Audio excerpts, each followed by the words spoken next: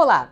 Você vai ver nesta edição do Câmara Rio Notícias. Tem novidade na medicina brasileira. Você vai conhecer a técnica que permite que o bebê seja operado antes do nascimento para evitar casos de mielomeningocele. Se corrigir essa lesão cedo, você evita que essa medula exposta ao líquido amniótico e batendo na parede do útero ao longo da gestação leve a uma piora do quadro. O Museu do Folclore completa 50 anos e o público é quem ganha o presente com a apresentação de novas e velhas histórias.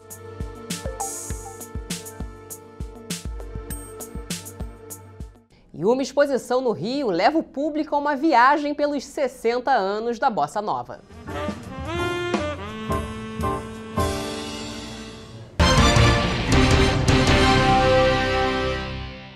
A gente começa esta edição falando de um avanço na medicina. Uma técnica trazida dos Estados Unidos pelo médico Fábio Peralta permite que uma cirurgia aconteça antes do bebê nascer. O feto é operado ainda na barriga da mãe. O objetivo é evitar casos de mielomeningocele, uma doença na coluna vertebral que compromete as funções motoras. Quando Gabriela estava grávida de 6 meses, descobriu que o bebê era portador de uma doença chamada mielomeningocele. Fiquei muito assustada, porque eu nunca tinha ouvido falar lá na residência, nunca tinha ouvido falar que tinha alguém, criança com esses problemas de coluna. Aí quando eu descobri, foi um choque, chorei muito. A mielomeningocele atinge 1 em cada 1000 crianças e compromete as funções motoras.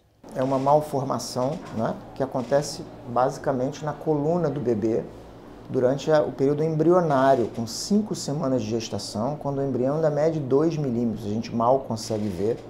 Só que essa coluna, naturalmente, se fecha e isso deixa de acontecer com essa idade e aí esse bebê cresce e essa coluna fica exposta dentro do útero e vai levar a complicações para essa criança mais tarde. Gabriela, que mora em Teresópolis, foi encaminhada para a maternidade escola da UFRJ em Laranjeiras, onde a equipe do Dr. Jair Braga realizou um método inovador.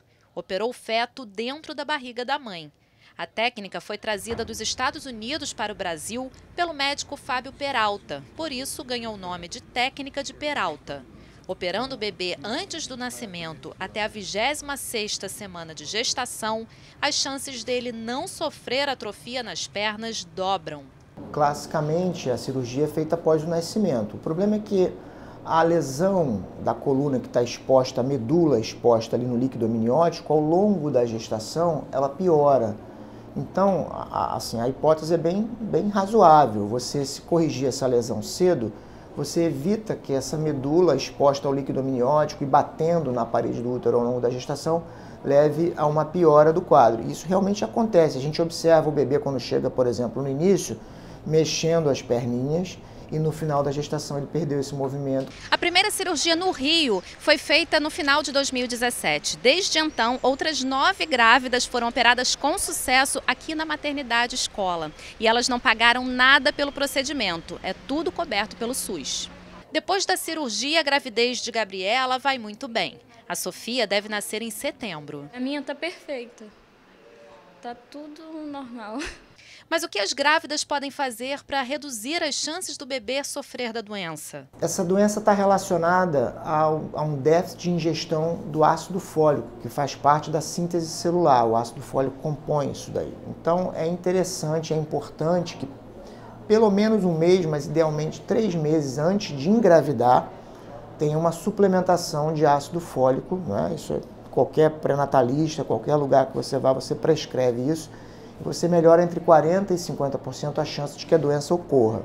Com mais de 40 anos de experiência, o Dr. Edson, que faz parte da equipe, fica orgulhoso de participar dessa evolução da medicina e ajudar bebês que nasceriam com a saúde comprometida a terem uma vida normal. Eu não esperava realmente chegar a esse ponto. E fico feliz de saber que ainda consigo ter ainda essa paixão pela coisa, de fazer medicina, de entrar em cirurgia, que são cirurgias prolongadas, né? É muito importante para a gente essa divulgação, porque os casos chegam atrasados. A cirurgia é feita entre 19 e 26 semanas. Então, quando a paciente chega depois desse período, infelizmente não adianta. Ela vai ter que ser a única opção que sobrou, que é operar após o nascimento, onde os resultados não são tão bons.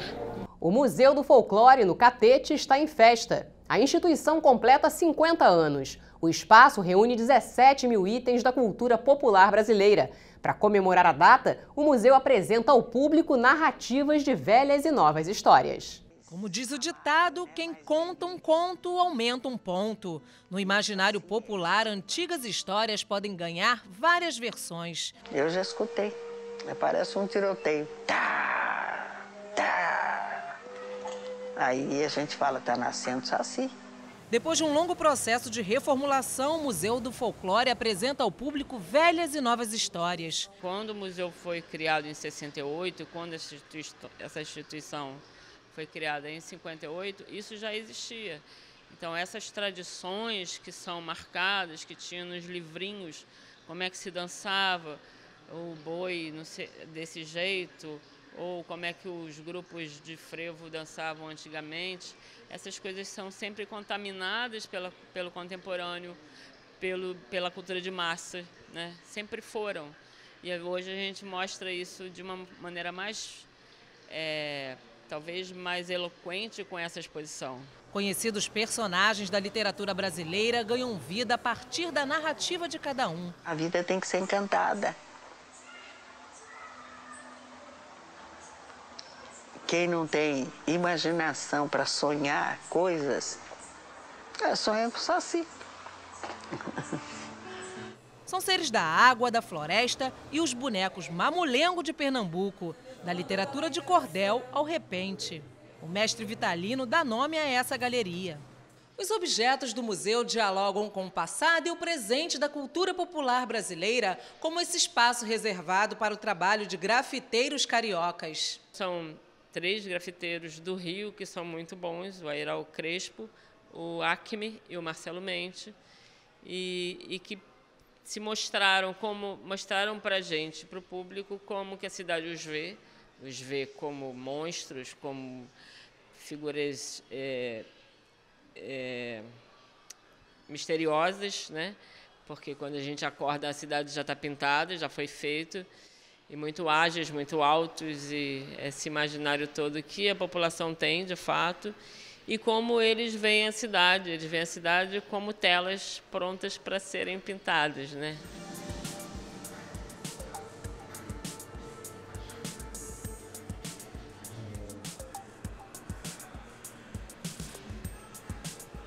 A ideia de trazer o grafite era pensar nessa tradição mais contemporânea, mas que daqui a um tempo vai ser uma tradição que nós já temos no Rio, temos em São Paulo, em várias cidades, que são modos de narrar a cidade, né? De narrar os acontecimentos e de se manifestar, de fazer manifestos. Outro objeto chama a atenção do visitante.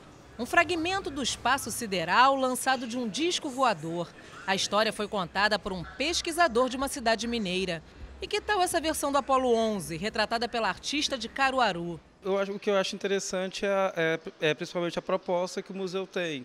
Eles expõem os objetos e cada um tem sua própria narrativa. Às vezes as pessoas chegam, umas te contam umas histórias diferentes, coisas que inclusive eu não conhecia de outras partes do país, e chega a dar até uma curiosidade assim, de você saber mais, explorar mais essa cultura de outras regiões do país, entendeu? E é interessante porque essa viagem que você faz te traz, assim,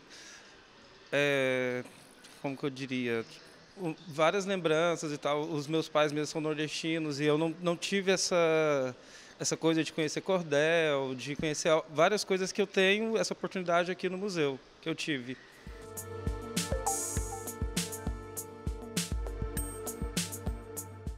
E os 60 anos da Bossa Nova também são motivo de comemoração. Uma exposição na Galeria BNDES recria o percurso do gênero musical que revolucionou a MPB e ganhou os 4 cantos do mundo. Uma história contada em verso e prosa, com fotos e sons. Dos precursores da Bossa Nova, passando pelas músicas, até chegar às letras. Sucessos que deram uma nova leitura à MPB. O gênero musical que ganhou o mundo, criado no final da década de 50, ainda guarda raridades. É um reencontro com essa época do Rio de Janeiro, essa época do Brasil e essa época estética da música brasileira. que é uma coisa bem diferente do que a gente tem hoje. Então eu acho que é uma viagem na máquina do tempo. A bossa nova sempre foi muito engajada por um lado e por outro lado ela sempre foi muito estética. Então dentro da bossa nova você tem todas essas vertentes que transformam a bossa nova no que ela é hoje, quer dizer, um movimento que mudou a música brasileira para sempre. Melodia, harmonia e ritmo. Quem visitar a exposição vai poder saborear as diferentes interpretações. Uma mesma música nas vozes que marcaram a história dos 60 anos da bossa nova. Sérgio Carvalho descobriu a bossa nova ainda adolescente. Neste espaço interativo da exposição, ele se entrega a sucessos inesquecíveis. A batida da bossa nova, ela é uma batida que é reconhecida em qualquer lugar do mundo, né? Agora, ela sim, com certeza, as músicas vão mudando, a melodia, mas a batida é aquela batida que não te deixa parado, é por isso que eu estava aqui assim, que pipocando o tempo todo, né? Eu estava ouvindo aqui Leni Andrade, eu vi Claudete Soares, eu vi João Donato com Arran, que eu adoro. Quer dizer, eu sou suspeito por falar, né? Porque eu sou, assim, nessa época eu tinha o quê? 15, 16 anos, quando a bossa nova começou. E peguei também de raspada a Jovem Guarda, né? Então eu considero assim que eu sou um felizardo dentro do panorama musical do Brasil. A ideia foi recriar o percurso da bossa nova por diferentes frentes, ligando ao contexto histórico do país e do mundo nas últimas décadas. Maísa, Leni Andrade, Carlos Lira, Vinícius de Moraes e Tom Jobim. Não faltam curiosidades dos bastidores. Ela é uma mostra densa do que foi a cultura naquela época e como é que ela repercutiu hoje, 60 anos depois, né? Todas essas criações, como é que elas ficaram no tempo, está tudo situado dentro do tempo e do espaço. Nessas instalações, a proposta foi fazer um passeio cronológico. A ideia com fatos políticos e esporte, até chegar a João Donato, Marcos Valle, Carlos Lira e Roberto Menescal. Sem esquecer de Nara Leão. O Rio de Janeiro, como personagem, serve de moldura para uma época referência de saudade. E o Câmara Rio Notícias fica por aqui. Até amanhã.